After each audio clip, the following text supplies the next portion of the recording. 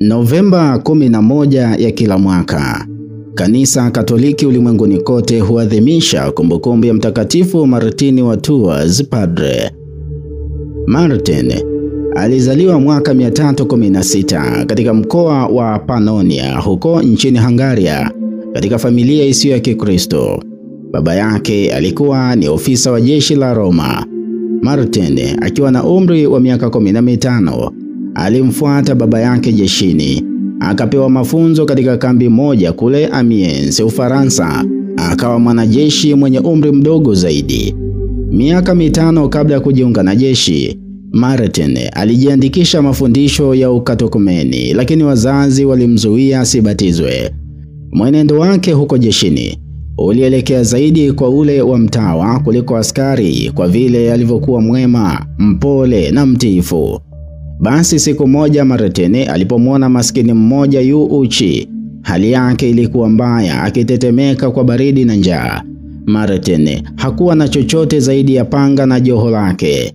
Basi alichukua upanga wake, akalikata joho lake, akampa nusu yake yule masikini ili ajistiri.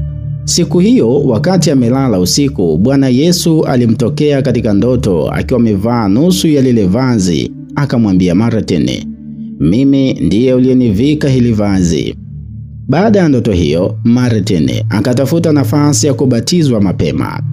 Martin alibatizwa akiwa na umri wa miaka 20. Akaamua kutoka jeshini akisema kuwa yeye ni askari wa Yesu na si halali kwake kupigana vita.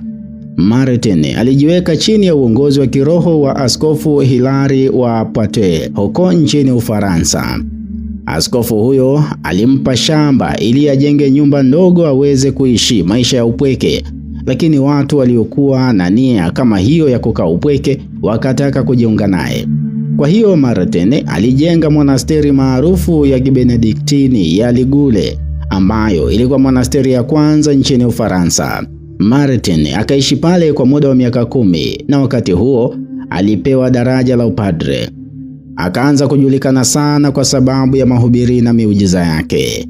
Askofu wa Tours alipofariki dunia, Wakristo wa huko walimtaka Martin ashike nafasi yake, lakini Martin hakutaka. Basi Wakristo walifanya ujanja. Siku moja katika mwaka 371, Martin aliitwa kwenda mjini Tours kumhudumia mgonjwa, na mara baada ya kumsaidia, Wakristo wakaja, wakamchukua na kumpeleka kanisani ambamo maaskofu walikuwamo wakifanya uchaguzi. Maaskofu hao hawakuona kama Martin anafaa, lakini mapadre na waamini walisisitiza. Basi maaskofu wakakubali na Martin akawa askofu wa jimbo la Tours. Martin alisafiri katika jimbo lake akihubiri injili kila mahali. Alizibomoa hekalu za miungu wa uongo, kuwinga mashetani, na alitenda pia miujiza mingi na kupinga mafundisho ya kizushi ya wafuasi wa Ario. Alikuwa na huruma kwa watu walioteseka na aliwaombea msamaha watu waliohukumiwa kufa. Hivyo injili ya Bwana Yesu ilienea mahali pengi. Aliendelea kuishi kama mtawa hata baada ya kuwa askofu. Aliishi maisha ya kawaida, akijitesa na kujinyima anasa.